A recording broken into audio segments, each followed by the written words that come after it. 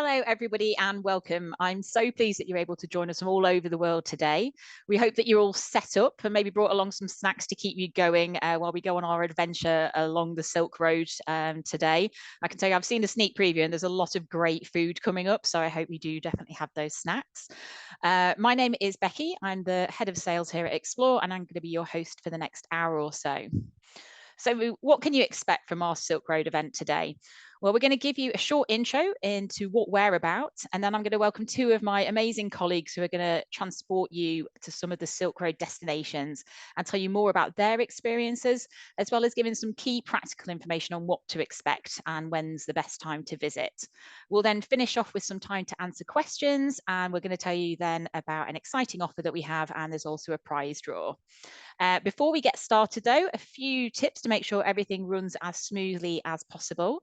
And so everybody is automatically on mute, but we'd love you to make use of both the chat and the Q&A features of the webinar today. So on the chat, I can see some of you have already been saying hello and where you are. It'd be great to tell us where you're viewing from, if you've been on an Explore trip before, and maybe you've actually already been to a country that kind of features on that Silk Road route. And we'd love to hear all of that.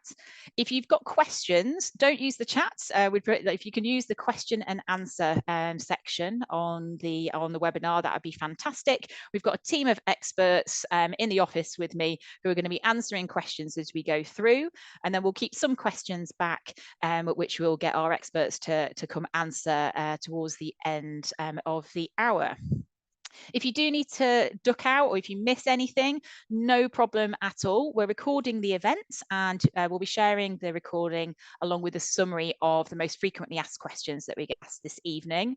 And you'll also get an email with the offer and a link to the video, and that should be out to you by the end of this week. So before we get started properly, some of you know Explore very well, but there's also some of you who might not be familiar with us. So just that you know, we run over 350 small group adventures, and we go to more than 100 countries worldwide. We've got our classic discovery trips, and then we've also got our walking, our cycling, polar and family trips, all with small groups, expert leaders, and really unforgettable experiences. We've also got a brand new collection, Explore Upgraded. It's everything our customers know and love about an Explore holiday, but with upgraded stays to offer that little bit of extra comfort at the end of a long day's exploring. We're very excited about this range. I'm so excited I've actually booked one already for my holiday next year. So why do people travel with us? Well, on our trips, you're going to see a mix of the famous sites, but also those hidden gems that others might miss or don't even know about. As travelers, we want to experience a place, not merely observe it. We'll take you closer to the country and its culture and people. And the kind of best bits are always those kind of unscripted, spontaneous moments that happen that you can't really replicate. And some of the, the way that that's kind of brought to life for us is by our fantastic tour leaders who use their expert insider knowledge and local connections to make the most of kind of unexpected opportunities. You might get to watch sunrise from a lighthouse or join a family Diwali celebration. I think I remember going to an American listening post once in Sao Tome, which was very unexpected but amazing. The tour leaders are also always on hand to make your trip go smoothly and take care of all the logistics so that you get to enjoy the destination. Our average group size is just 11 people, maximum group size of 16. But with that kind of size group, it's big enough to be able to meet like-minded people, but small enough to really get to the heart of a destination. Sustainability is absolutely at the heart of what we do here at Explore, and we make sure to work with partners who have those same values. We're also really proud to say that we have a Platinum Trusted Service Award from FIFO because of our customer reviews, which are over 4.5 out of 5. We've also become a B Corp certified business this year, which is again something we're hugely, hugely proud of. So I'm delighted that I'm going to be joined by two of our product program managers this evening, James and Chris. They're going to be presenting, and then they'll be back to answer the questions that you ask both online and then the Q&A. James is our product program manager for Asia. Chris, you can see, is our program product manager for Americas, but has huge amounts of experience in Asia. So you're in fantastic hands this evening. So it's time for us to take you on a quick stroll through the Silk Road history. So I'm going to hand you over to James for that introduction. Great, thank you, Becky, and thanks everyone for joining. I'm going to set the scene a little bit. First of all, I'm going to talk a little bit. I don't want to presume any knowledge, so there's a lot of people out there. I'm going to talk a little bit. I try and give a 5-minute summary of the Silk Road and why it's relevant to this evening's presentation, and why the existence of the Silk Road makes those destinations so incredibly diverse and fascinating. So first thing to say, the Silk Road, I've written on this side, Silk Routes. Actually, that's much more realistic, because in reality, it's a multitude of overlapping trading networks that developed over approximately 2,000 years, if not more, encompassing all of Asia, Africa, and Europe. Really complex. The Silk Road was actually a term that was first made by a German explorer in the late 1800s and translated into English, and became that sort of iconic Silk Road, which is a portmanteau for so much more, as mentioned. So not a single trade route from east to west, and not only silk, the origins of the trading route, the first sort of really valuable object that was traded widely over a great distance between east and west, north and south, was jade, in fact, and then silk became later one of the most important goods. And then there were a whole multitude of other goods of great value, as well as ideas, religions, people. It wasn't just goods and objects that passed along the route and had an influence, and really played a vital role. All these things together played a vital role in the development of the places along the Silk Road, and explain why they're such an interesting diverse range of influences, from their culture, their food, their religion, their dress, the language, you name it, everything has an influence from being along the Silk Road. And from being part of the Silk Road, the places that flourished really grew and enabled the growth of the Silk Road, if that makes sense. So they sort of all intertwined into one. So moving on to a really old map. This is one of the oldest maps in the West. So this was actually commissioned in the mid 1100s by a Norman king, the Norman king of Sicily, and the work was carried out by an academic, Islamic academic. And so just to orientate you, because you'd be looking at that thinking, what on earth? So it's on its head. So in Islamic tradition, bang center is the Arabian Gulf. And that is then north is south, so looking to what would be the north. So in the upper section of the map is Africa, and to the right of the Arabian Peninsula, you make out the mountains that are the source of the Nile, and then following the Nile down to the Nile Delta, you've got the Mediterranean, and then east, North Africa, all the way across to Morocco, and then west, the Indian Ocean is a little bit bigger in reality, but this is a remarkable map if you think it's nearly 1,000 years ago, and it maps out cultures and rivers and mountain ranges all the way to the east coast of China. So it shows you that nearly 1,000 years ago, 900 years ago, already there was a great network and a knowledge of through that network, the wider world. So it's the signs of that globalization, which the Silk Road is a form of, an ancient form of globalization that we live in today, the beginnings of it. So this is a map jumping back 1,000 years, just to give you an idea of different routes that would have been taken for different reasons at different points in time. And the Han Empire was important in that they were very interested in open trade. So different dynasties of the Chinese over time either wanted trade or didn't. The Han over 2,000 years ago really wanted to trade with the Romans, the Greeks, and so they actually invested in this network, and they kick-started what went on to become a really even larger map than you can see on the screen now. And you've got some examples there, as I mentioned, not just silk, you've got paper, porcelain, tea, gold, silver, glass. Most of it went from east to west, but also you had some goods going from west to east, not least things like the glass from Venice and other fine goods, as well as camels and horses. So moving on from that map, just to give you some examples, of jade I mentioned, so top left, so that's an ancient artifact. Jade is almost as hard as diamond, so imagine how long it took them all those hundreds, if not thousands of years ago to make that object. So it's very sacred. Even modern China, jade holds a very important significance in spiritual, and is a very important still to this day. So that was one of the earliest things traded. To the right of that, something that changed the world is gunpowder. So it led to firearms, cannons, and increase of war and destruction. So that had an undoubted influence, a little bit more peaceful.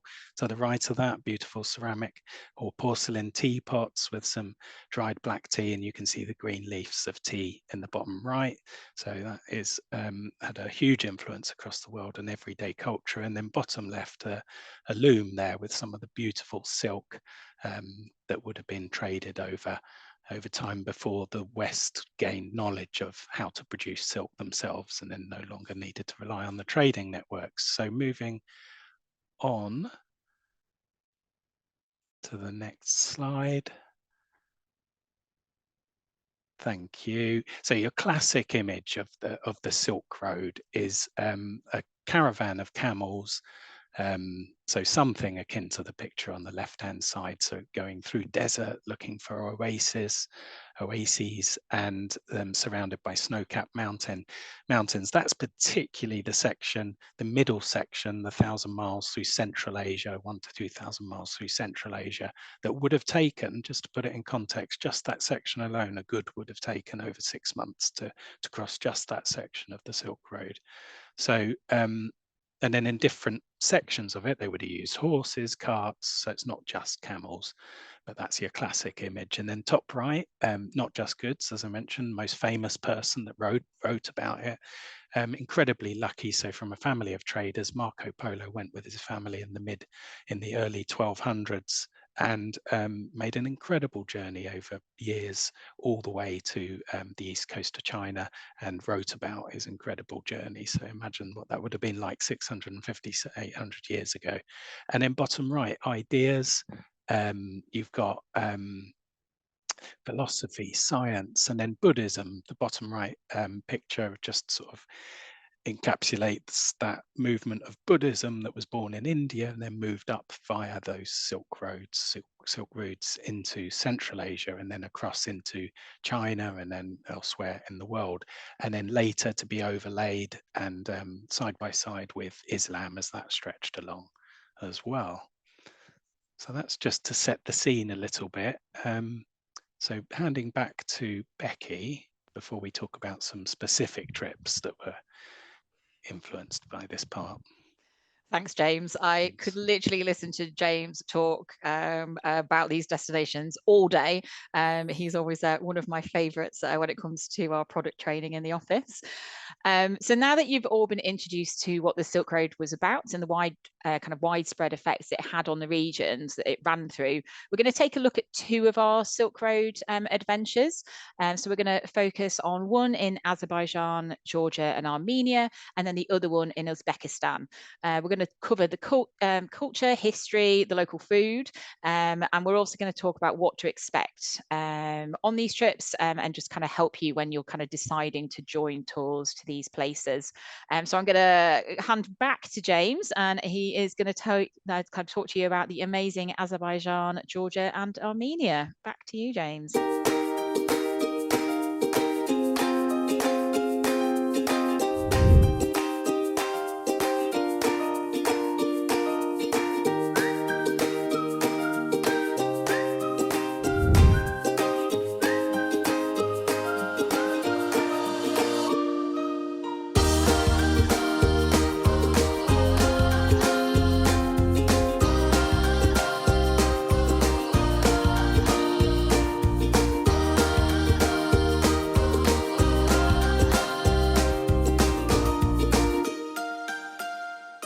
So welcome back. I'm going to talk about our 19-day best of Azerbaijan, Georgia, and Armenia trip. This is a photo, just that first slide is a photo of where the trip starts in capital Baku of Azerbaijan. So it's a trip that is, we've quite rightly ranked it as a full-on trip because we really cover a fair distance and we see a hell of a lot of three incredibly interesting and diverse countries in this little corner of the world. Where are we? If you were to zoom out, say we fly there tomorrow, you fly to Baku or Tbilisi or into Yerevan and ask a local, where are we, Europe or are we in Asia? You'll get two answers. And really, as you travel through this part of the world in the Caucasus that's sandwiched between the Caspian Sea and the Black Sea, it really has a foot in both. There are clear influences from Asia as well as from Soviet and Russian influence in the north, as well as from Europe and as well as from Persia and further south in the subcontinent. Further south, the picture of the map, I'm going to dwell on this slide for a bit because it's all white and that doesn't really tell the story of the geography of this part of the world. Russia is in the north and it's divided from Georgia and Azerbaijan by an absolutely massive mountain range. It's the Caucasus going up towards 6,000 meters, so higher than the Alps, a significant natural barrier, which explains why you've got the separate countries of Georgia, Armenia, and Azerbaijan from Russia because of that natural barrier. Surrounded by giants, if you look to the south of Azerbaijan, you've got Iran, so some of the big players in the region, and then bordering Armenia and Georgia, you have Turkey. Each of the three countries are quite very distinct. The biggest thing I would say on the surface would be the religion. So Azerbaijan is an Islamic country where we start the trip and then you go through into Georgia, which is the third country in the world to adopt Christianity. And then you finish in Armenia, which was the first country in the world to adopt Christianity. So two very devoutly Christian countries and one that is Islamic. So the journey, I'm not going to go into great detail because otherwise it won't leave any time for anything else. But from Baku, we spend a day exploring the interesting capital, which is a mixture of the old and the new. We'll come back to that in the next slide. And then we make our first long journey along a silk route, really, one of the many silk routes to Sheki with the Caucasus looming on one side and the desert landscape turning green as we make our way towards the mountains on a beautiful journey to Sheki, which is where we visit our first caravanserai, and we also see an incredible example of Islamic architecture in the old Khan's palace. Crossing the border, there's lots of things I'm missing out, but I will come back to them in some of the future slides. We cross the border then into eastern Georgia. Georgia is not just mountains in the north, the whole of the country is very mountainous and rolling scenery. It's very beautiful, lots of forests, lots of rivers, very pretty. In the east, there's a like plateau below the Caucasus, which is, according to research, the oldest place to produce wine in the world. So over 6,000 years, they've been using the same technique to produce wine. They know that from the carbon dating of some of the artifacts that are related to the winemaking process, and it is still delicious. And probably it's really interesting to try wine that you think, wow, this is what it would have tasted like all those thousands of years ago using the same methods. And the food is another real highlight of Georgia. We go through the capital, all roads lead to the capital, Tbilisi, but we go up into what's called the military road, right up towards the border with Russia, where we go to up into the height. You can get to see some of that spectacular mountain scenery. We sleep at 2,800 meters and you're surrounded by giants. And then we come back down and we go to Kutaisi, which is one of the oldest cities in the world. And then we go to the Black Sea, Batumi, you might be able to make out there on the Black Sea coast. So real different, very different to Baku, where you started your journey on the Caspian, then you get to the Black Sea, then you come back through the capital going via Vardzia, which is a fascinating cave town. We've got a little bit more about that shortly, and back through to Tbilisi, and then for the final leg of the journey into Armenia. I would say these three countries, in the world of tourism, this is a very under-touristed area that packs a big punch. And out of these three countries, Georgia probably has a bit more tourism. Well, it certainly does. Azerbaijan a bit less, and then Armenia a bit less. Also, if you could read all about the history, the politics, Azerbaijan, Armenia has been treated rather badly over time, and most recently by Azerbaijan. They're in a state of conflict. Not that that would affect you, it just explains some of the it's just interesting to read about the politics when you travel through the country.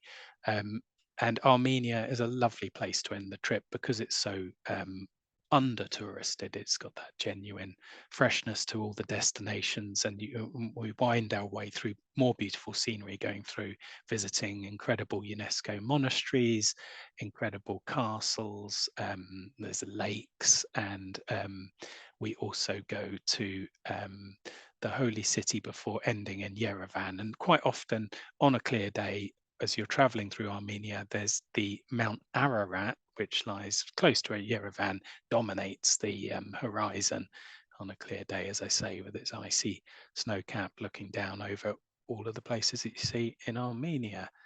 So moving on to, this is going back to the beginning. So this is Baku. Baku's got an old walled town. At the beginning of the 1900s, before the crazy boom of the oil industry, Azerbaijan produced about half of the world's oil. So it was an early adopter of the dollar economy, if you like, and it's benefited, especially in recent years, hugely. So it's got a very different economy to its neighboring countries, and it benefits massively from oil and gas. So that is reflected in this picture with the ancient Islamic architecture, the quaint cobbled streets and beautiful old buildings with that looming one half of the twin towers that represent the flames leaping from the earth of the natural resources that are abundant. So a fascinating city. We have a city tour, and then we also go out to a peninsula nearby where we see this. You might think, what on earth? That is actually naturally occurring. And originally, Azerbaijan, one of the theories, there's two theories for the name of Azerbaijan. One is the land of fire, and actually Zoroastrian religion has fire plates an important part of that. And you visit one of their churches to learn about that. And back in the day, Marco Polo wrote about how he saw flames leaping up from the earth. So there's still places. That just shows how abundant the natural resources are. So that's natural gas that is burning for, at times, hundreds of years, if not decades, and occurring naturally. So moving on to Sheki, we're now in Sheki with the beautiful blue sky and the dappled light on that front. So very typical Islamic architecture. So detail, as with all Islamic architecture, it's forbidden. You can't represent the human form or the animal form.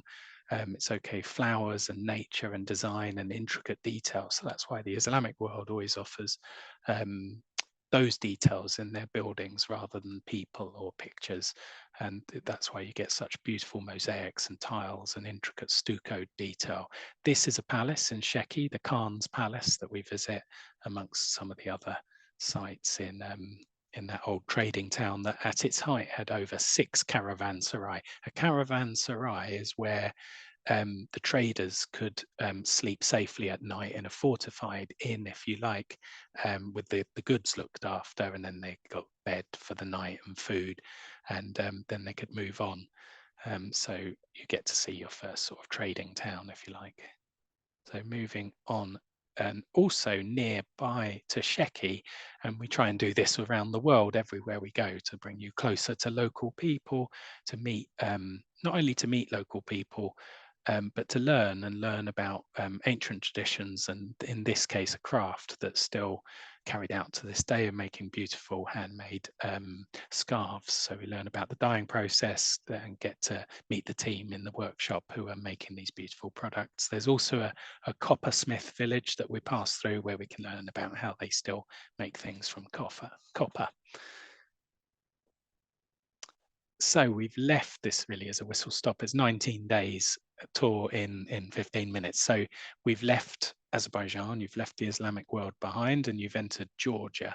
And this is the capital. So we've skipped over the wine region. We'll go back to that. But Georgia, I would say Tbilisi, I love Tbilisi. I spent a couple of weeks in Georgia just before lockdown, and I would happily go back to Tbilisi for a long weekend. I think it's a really chilled, fascinating city. You can see the ancient roots in the castle on top of the hill with the church atop that. There's some sulfur baths that you can make out in the bottom right corner with those domes that date back to the 5th century. You've got influence from Persia, Russia, all the things I was talking about at the beginning, are manifested in the city, along with a really chilled, friendly, relaxed atmosphere, great dining culture, a great nightlife culture if you want that, and a great, even into the small hours of the DJ scene is massive in Tbilisi as well. So there's something for everyone. And you've got Russian, stark, brutalist architecture. You've got there's a modern glass bridge you might be able to make out there. But you've got lots to see and do in Tbilisi. It's a great city.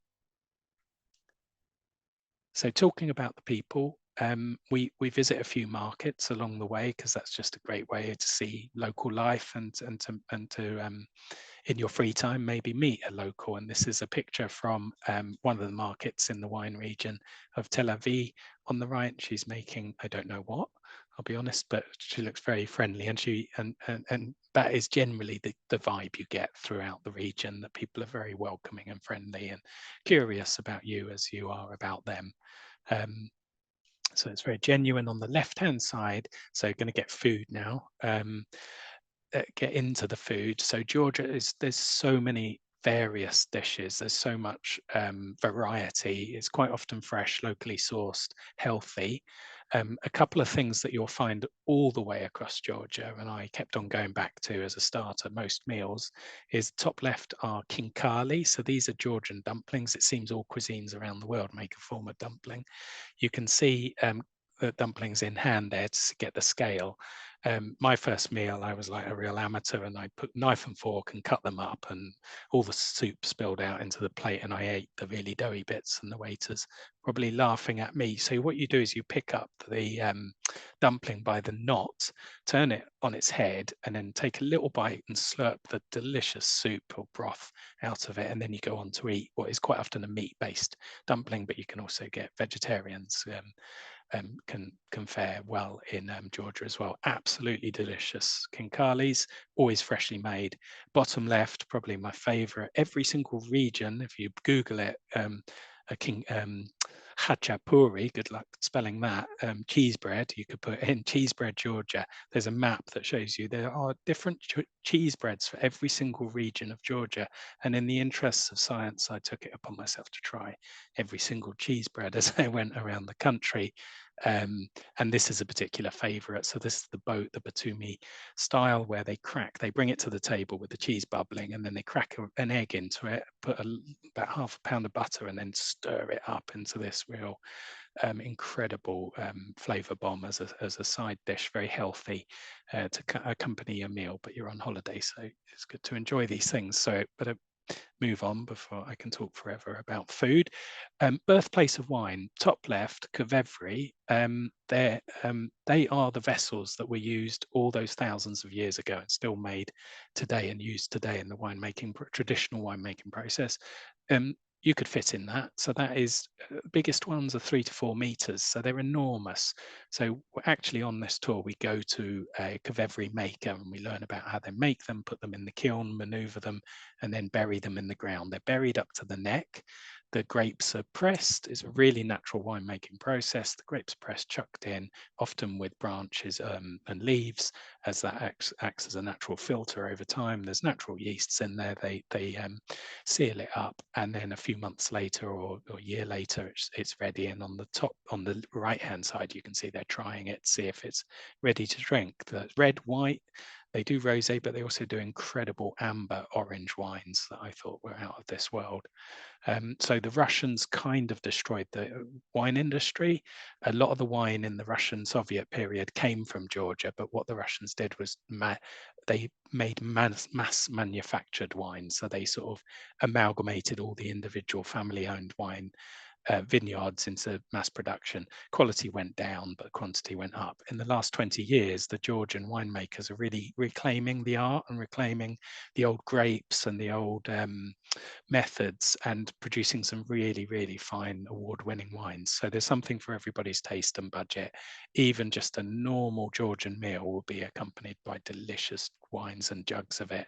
It's integrated into the religion. So every religious ceremony will have wine as a part of it.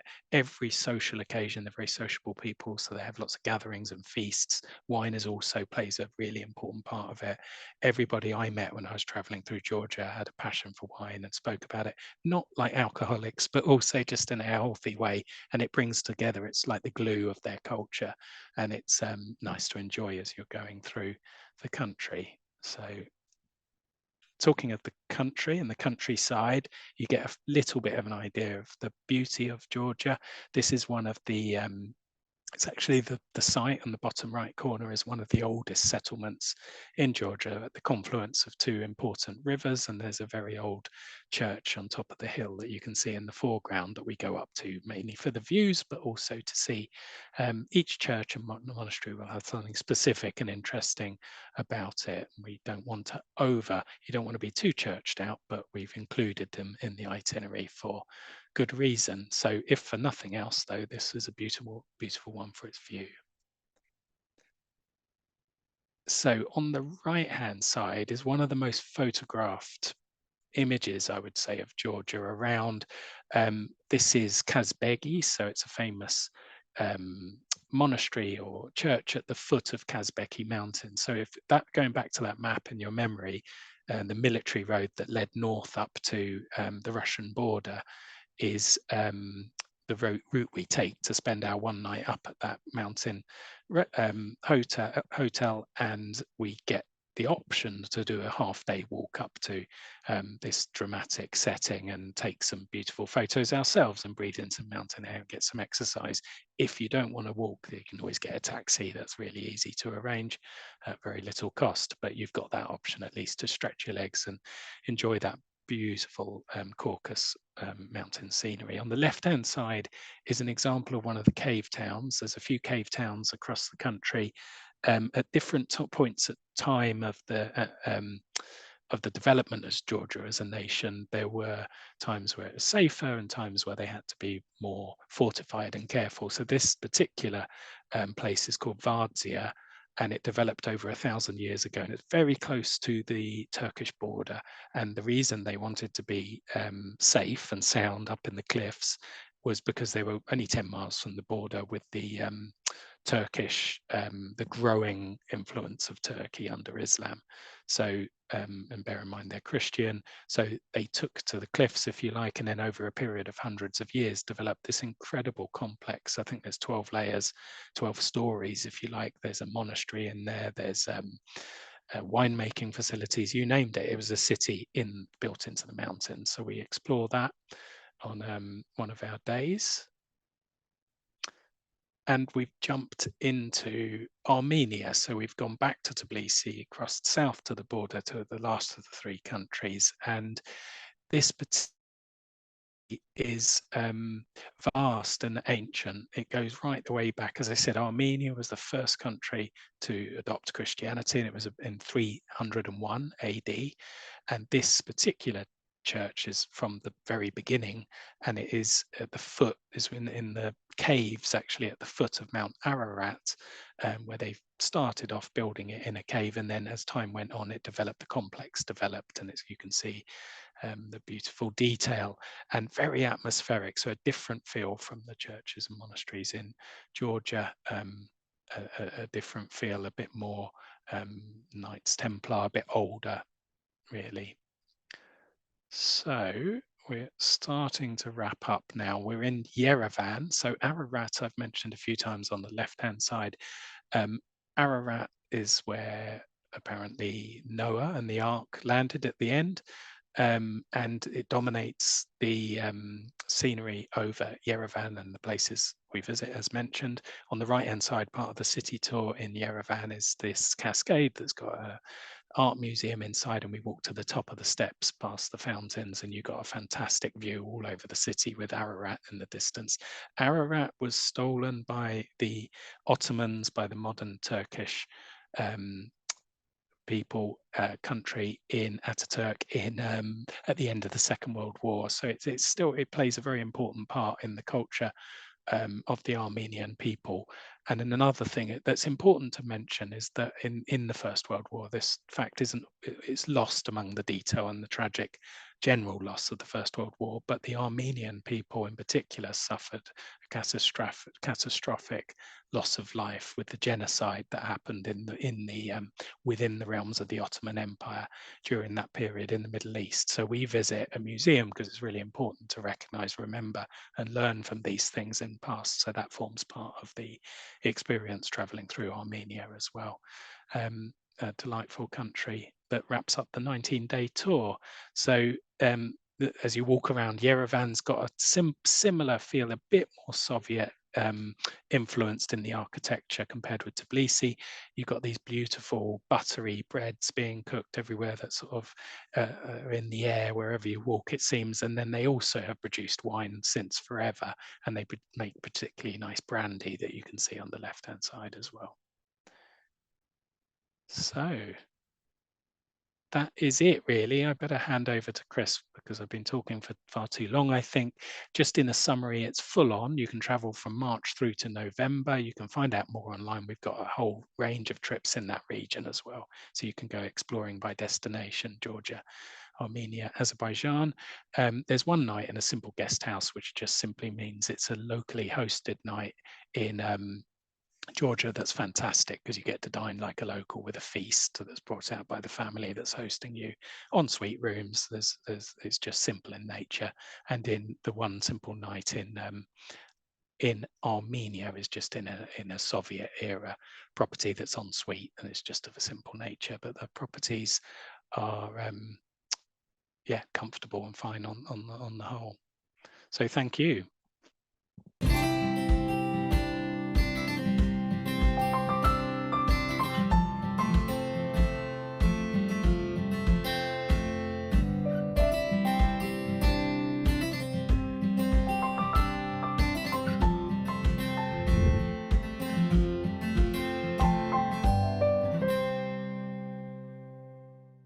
Wow, thank you for that, James. You have an incredible ability to always make me hungry when you're talking about your trips.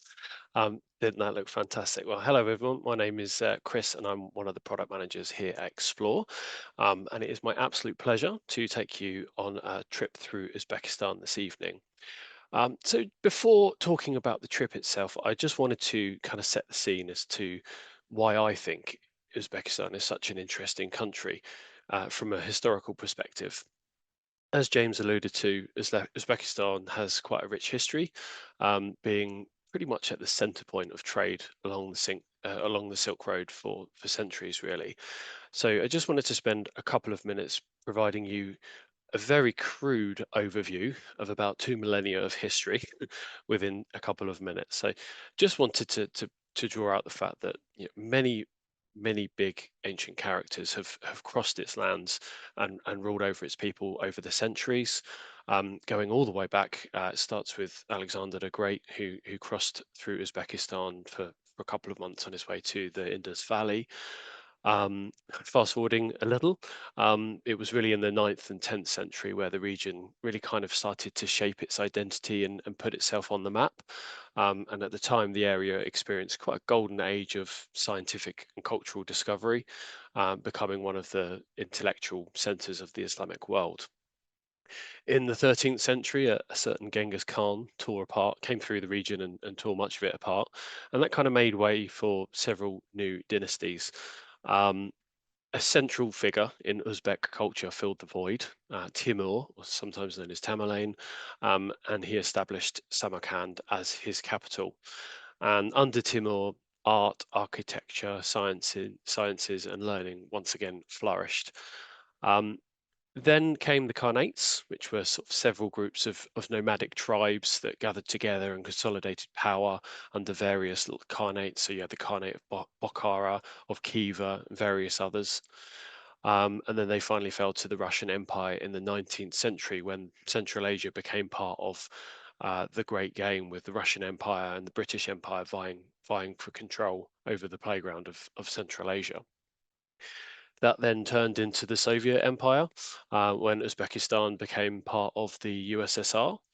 And then finally, following the collapse of the Soviet Union, Uzbekistan became a republic in 1991, where it's now quite an influential country in the region, key player in Central Asia with a burgeoning economy and a really strong sense of cultural identity and heritage.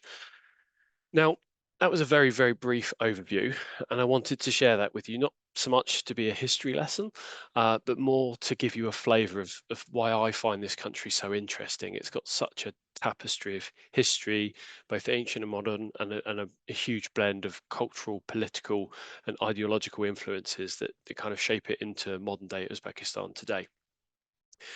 So, to take you through the tour, it's Uzbekistan, obviously a landlocked country sandwiched between several of the stans, in fact, and the trip mainly focuses on the four key cities of Tashkent, Khiva, Bukhara, and Samarkand.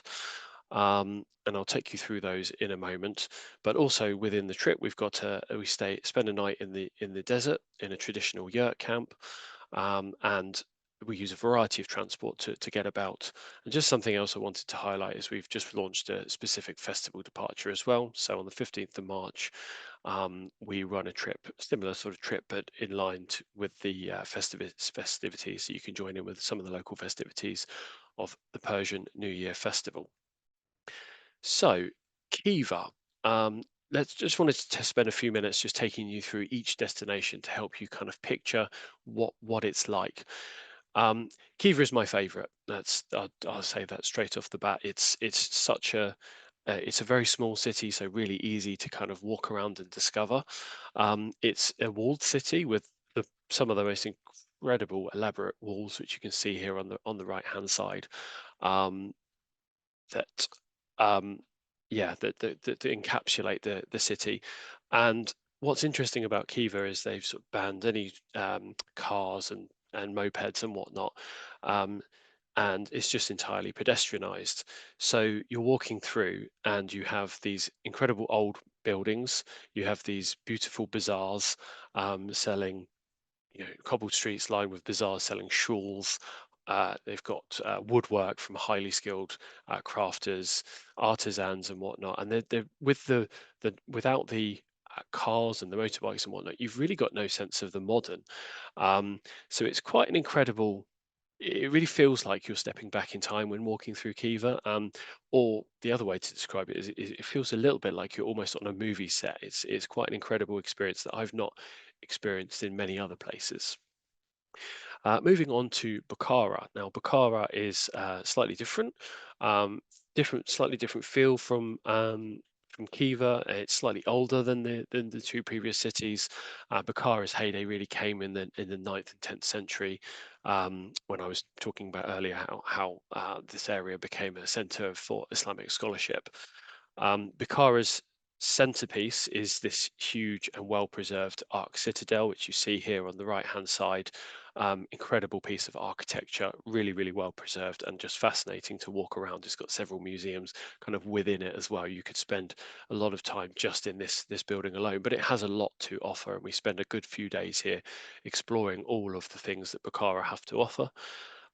Just something else I wanted to highlight is the summer palaces. So some of the great summer palaces that were used by the emirs of Bukhara when it was one of the powerful khanates. Incredible to explore, and of course, beautiful artwork, architecture, and some artisan craftsmanship that you'll see. Moving on from the cities, it wouldn't be an explore tour if we didn't get off the beaten track at some point within the trip. And of course, we do on this trip.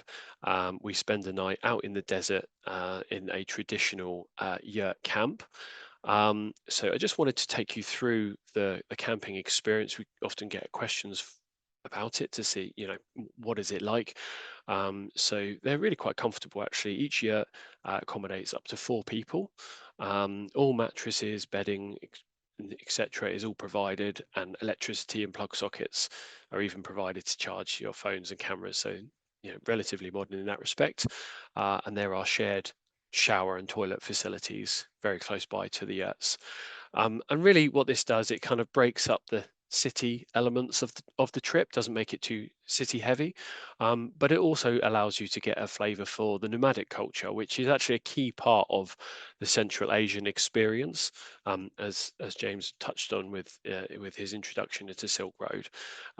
So you get a bit of a flavour for the nomadic experience. Also get a walk out into the desert at sunset for some beautiful pictures, chance to have an optional camel ride as well. And then we move on to Samarkand, of course, which is generally considered as the jewel in the Uzbek crown, as it were, with some of the most incredible examples of architecture, in my opinion, that you'll find in Asia. Also, of course, it was the seat in the center of Timur's empire, so a lot of history stems from that period. Registan Square that you can see there on the right hand side is the standout highlight, and it's a UNESCO World Heritage Site, and what you're seeing there is three elaborately decorated madrasas, schools for Islamic learning, all facing in on each other, with a central square, and it's just a beautiful place to visit. Something I find quite interesting is that when the Soviets came to Uzbekistan, they obviously banned religion, but in many cases, rather than demolishing the buildings, they actually repurposed them. So a lot of the madrasas became secular schools, libraries, or hospitals.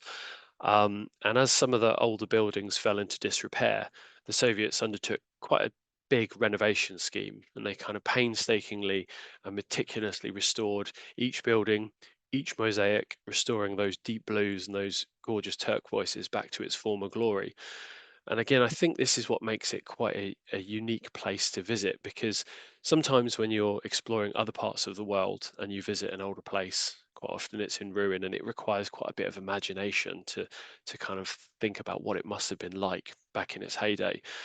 You don't really need much imagination in Uzbekistan. You are seeing it how it was back in its days, in its glory days, and that's what I think makes this quite a unique experience. It is just it's such a fantastic thing to see.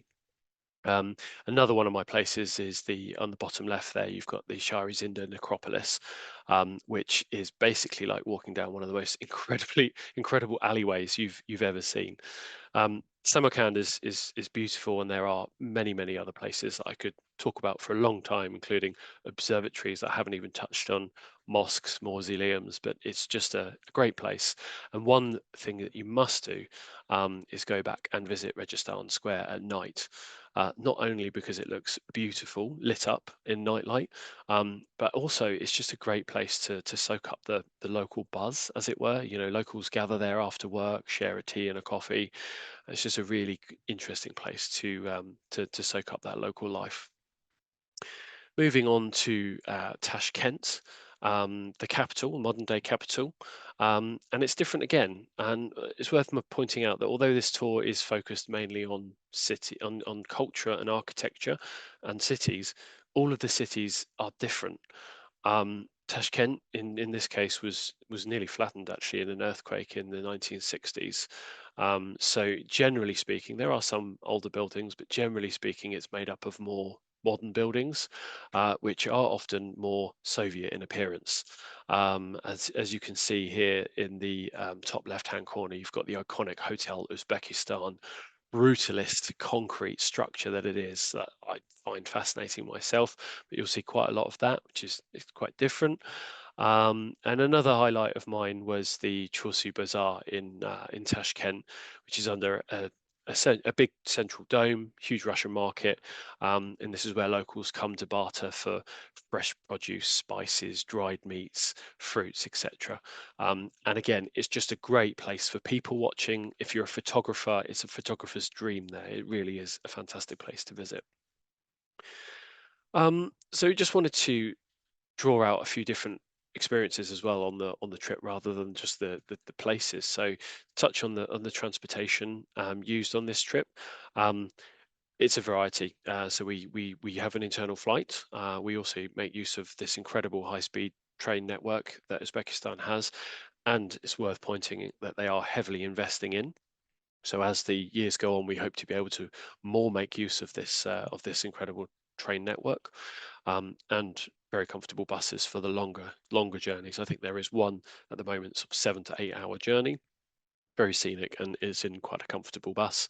Otherwise, getting around on these very comfortable high-speed trains, which are very similar to what you might expect in Europe, really. And something else I just wanted to mention as well, are the metro stations. Anybody who's been to Moscow, perhaps, or some other ex-Soviet countries will know that the metro stations themselves, the underground stations, are a highlight in themselves. And Tashkent is no different. So we definitely include a couple of stops ride on the metro, to check out this incredible architecture that you see on in the underground stations. Um, so moving on to hotels, and again, just to mention really that they are all comfortable 3-star plus hotels with ensuite rooms. They've all got great locations from which to explore, and they often chosen to reflect the character of where they are. And just on that, I wanted to highlight just one of these hotels that is just a great experience in itself. So we stay at the Fruzikan Hotel in Khiva, and it's actually converted. It's converted from a former madrasa. So you see here in the top right-hand side corner, that room is where the scholars used to stay. It's obviously been converted to a comfortable room with air conditioning and ensuite facilities, but you're staying in an old madrasa. You've got this courtyard here that you can see in the bottom right, and you're right in the heart of the old city, and it's just such an incredibly atmospheric stay. It really adds to the trip. Um, and then, of course, we have to touch on food. Now, I went with fairly open expectations on food. Uzbekistan is probably not as known for food as somewhere like Georgia or some other big hitting destinations for food, but I was really, really pleasantly surprised. There are some parallels with Georgia. So, like the bread, for example, you'll see there the decorative bread that's ubiquitous with every meal, you'll see in Georgia. But they also have their own specialities. So plov, which is on the bottom right-hand corner there, is a very hearty. The whole food the whole sort of range is very hearty food, but it's made from rice, meat, carrots, onions. Really, really, really, really tasty food. And you'll see quite often big varieties of kebabs, barbecues, shish kebabs everywhere. And I think it's worth mentioning as well that Uzbekistan has come a long way, and it can now cater for vegetarians and for vegans. There are options. They have fresh salads with every meal. There are rice and potato based meals and some vegetarian meals now, but it is still predominantly a meat based country. So that's just it will lack the variety for vegetarians that you'll get in other countries. And then one thing I also just finally wanted to end on really is covering off safety, really. I think some people hear the Stan in Uzbekistan and perhaps are concerned about the safety and the region within that it finds itself within. But in my experience anyway, and certainly my colleagues and everybody's experience I've spoken to that've been there, it really feels like a very, very safe country to explore. I felt no worries walking around on my own, exploring on my own at night. And have a look at the safety, the worldwide safety index. Uzbekistan is up there as one of the in terms of the crime index, as one of the safer countries. And finally, just one other thing I just wanted to draw out was our tour leaders there. Now, as we all know, tour leaders really take a destination and they bring it to life with their local insight and their local flavor. And Uzbekistan has some of the strongest tour leaders that we've got in the business, consistently getting great ratings, and that just really helps to elevate that trip and to bring the whole experience to life for you. So that is the Silk Road of Uzbekistan in a nutshell. 11 days, 9 nights, comfortable hotel, and 1 night in a yurt.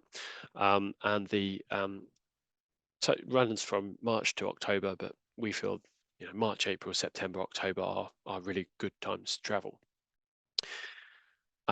That's not it though. So we do have a couple of other trips that I just briefly wanted to mention, that we run in the area. So we have actually just launched a whole suite of upgraded trips. Be sure to check those out on our website. And we have an upgraded trip in Uzbekistan, which is essentially a very similar in terms of the trip concept, but we're using a higher level of comfortable 4-star boutique hotels throughout. We also have Kyrgyzstan, which can be combined with Uzbekistan, which works fantastically because you've got the beautiful, stunning scenery of Kyrgyzstan and the wide open vistas with the culture and the heritage of Uzbekistan. You've got Wonders of the Silk Road, which combines Turkmenistan and Uzbekistan, which works really, really well because you've got the culture of Uzbekistan and the sort of insular nature of Turkmenistan. And then we've got the 5 stans of Central Asia, 5 stans of the Silk Road, sorry, which it covers off all of the stans and really gives you a very well-rounded view of the region. And I think that is me. Thank you very much for listening. And if you have any questions, I'd be happy to take them at the end.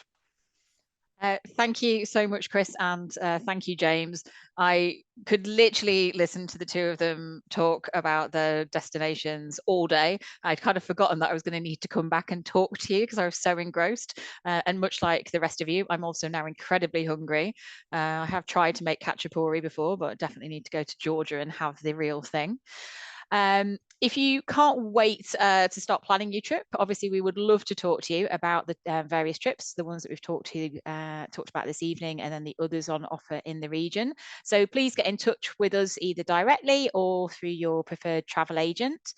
But still to come, there's been lots of questions coming through. I know that the team have been busy answering some of them, but we've saved some to talk about now.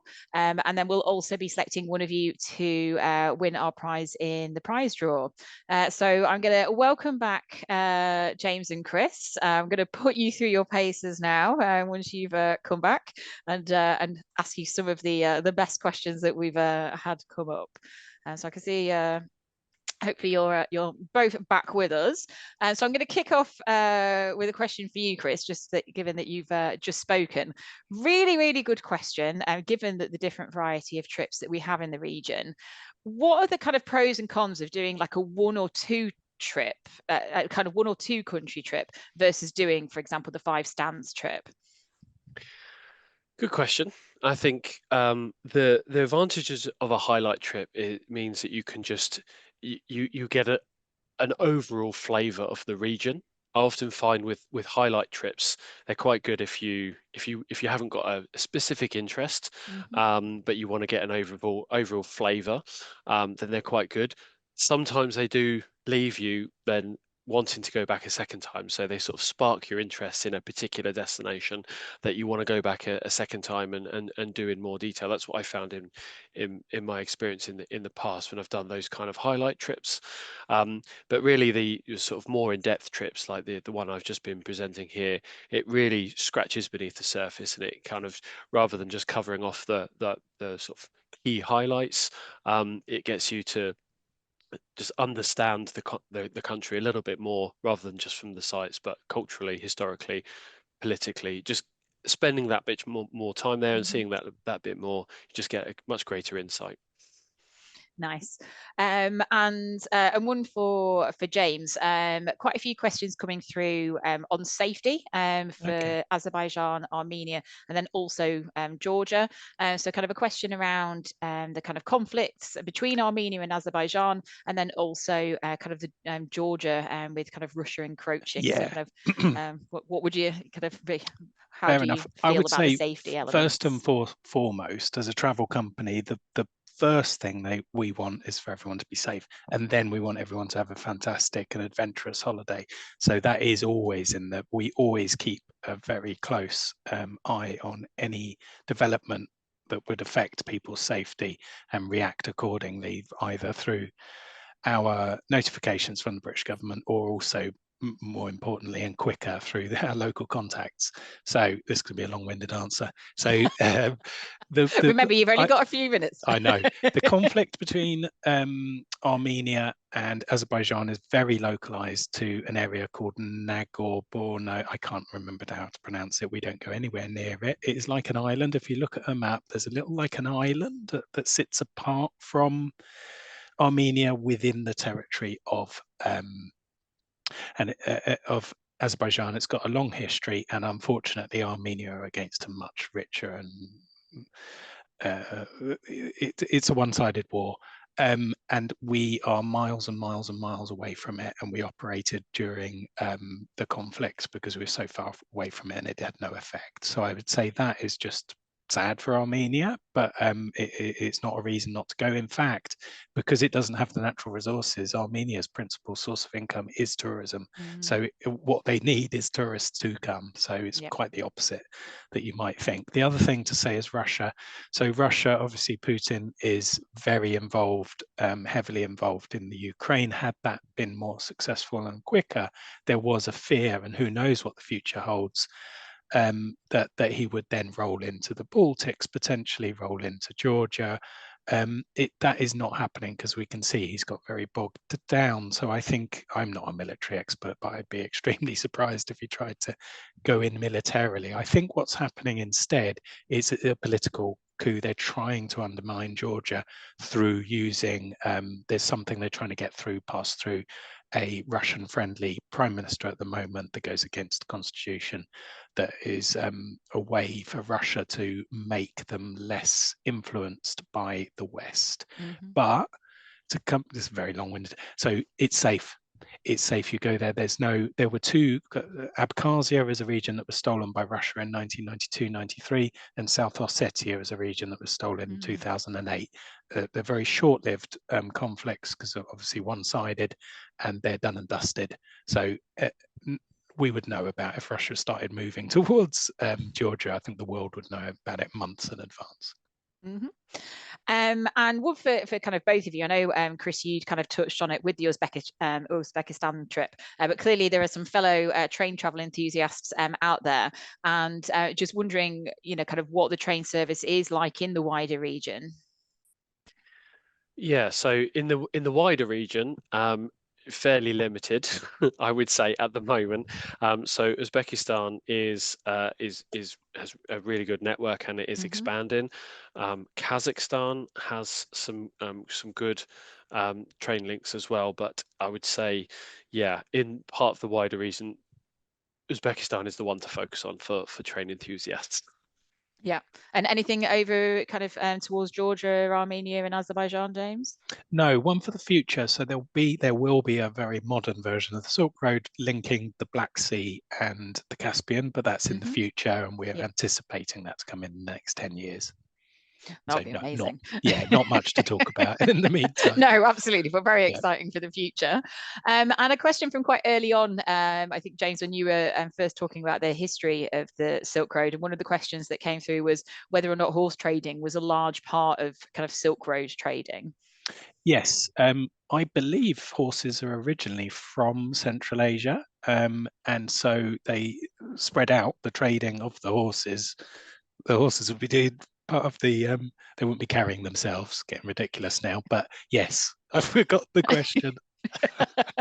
But yeah, very much, not just camels, horses played a huge part in the history of the Silk Road.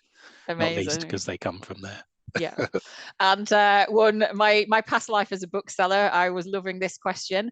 Any recommended reading that you guys have got? I know I've got a few suggestions, but have you guys got any kind of go-to books that you would recommend for the region?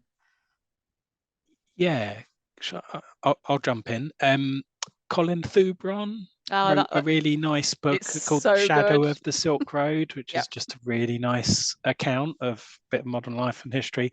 Another one that's beautifully, it's got beautiful pictures and really informative, called The Silk Road, 2000 Years in the Heart of Asia. I'm actually looking at it, it's on my desk. And so that is, I can't make it work, Francis Wood, by Francis Wood, The Silk Road. That's a brilliant book as well. Nice. I don't know if you've got any recommendations, Chris, but I've got Peter Frankopan's, he's got the Silk Roads and the New Silk Roads trip, which are kind of both incredible. And then our product director, Rachel, also suggested Foreign Devils on the Silk Road, The Search for the Lost Treasures of Central Asia. And that one's by Peter Hopkirk. Yes, I just have one recommendation, personal recommendation for mine, as we've touched a little bit on geopolitics tonight. One that not necessarily relevant to the Silk Road, but an interesting read nonetheless, is a book called Prisoners of Geography, and Ooh, it's all about how a country's geography shapes its political outlook and its potential, if you will. So that's quite an interesting read as well. Yeah, great one. That is Oh, an amazing book there.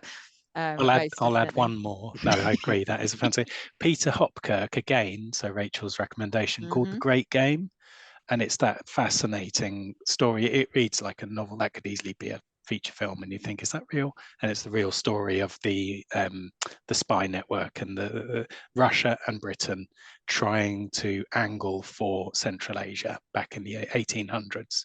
So it's a great game of spies, and you get an insight into what the Khanates, the life would have been like for the locals in Central Asia at that time. It's brilliant. So good. Well, we've got kind of keep your questions coming. We'll carry on answering them in the chat, and then as I said, we'll be kind of sending out some of those frequently asked questions. So if you didn't make a note of those book recommendations, you'll be able to kind of read those ones back. All that's left for me to do is to say a massive thank you to my colleagues James and Chris for presenting this evening. Thank you to all of my colleagues behind the scenes as well, kind of answering your questions and running around the office to keep our lights on. Nice, eco-friendly. They turn off if you don't move for a while. And then also a massive thank you to you all for joining today. It's been fantastic to see the questions that have come through, and also to see the chat. Please look out for that email that's going to be coming through in the next few days with the recording, and we'll also be sending out a short feedback survey, which we'd appreciate you completing. I hope you have enjoyed yourself. I know that I have. Goodbye.